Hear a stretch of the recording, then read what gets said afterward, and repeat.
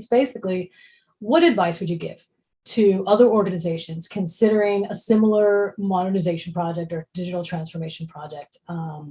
What advice do you think each of you would give regarding anything, any part of that process?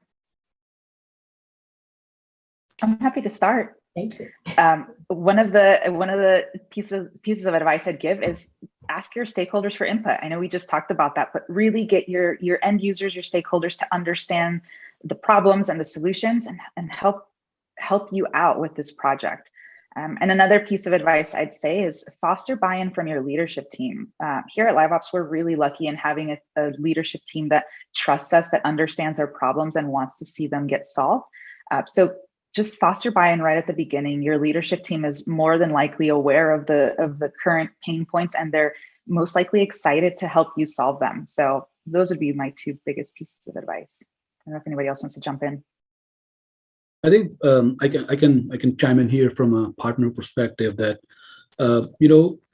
when you are undergoing such a huge change in the organization, right, from the technology perspective, as a partner, it becomes equally more important for us to support the clients. And what we have done, over the last few years is being truly a trusted partner and an extended team, which means that don't come in as a partner or the consultant saying that, okay, this is it, you asked me to do this, done, here it is, right? That's not how it's going to work out for this kind of journey.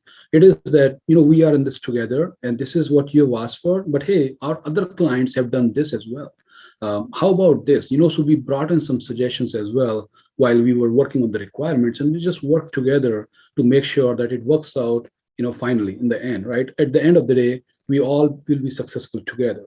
So as a partner, I would suggest that it's not just taking orders, but come with suggestions as well. Right. So from a standpoint of system integrator or consulting partner, the ideal SI is going to be someone who does not come in and tell you what you need, but instead comes in with just kind of an open mind and actually listens first to make sure that we're matching the needs of that company instead of just telling them this is the software for you and make them fit is really the key. Cool. Yeah. Anyone else before we close out? Yeah, I would say from an engineering perspective, there's a tendency, I think, among folks like me to want to go it alone. And I can do this. This is trivial work, right? But the challenge to that is when you're changing an entire organization, when you're changing the transmission while the car is running, you'll need a couple of extra hands. And the challenge is finding a platform that is extensible, that is flexible, but also one that has a lot of experience already built into it, has the battle scars and the has healed from them.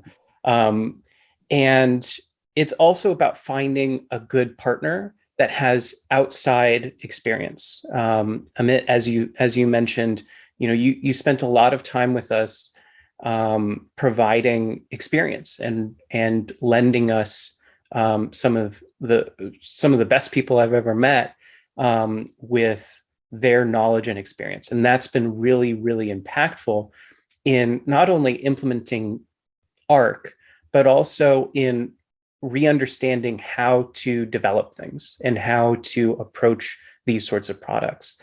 So I would say to somebody who's embarking on this journey to find a partner and find it soon, find it before you start, because your ROI is going to be faster and your leadership is going to be happier sooner, and they're going to support your journey more if you can return their investment quicker.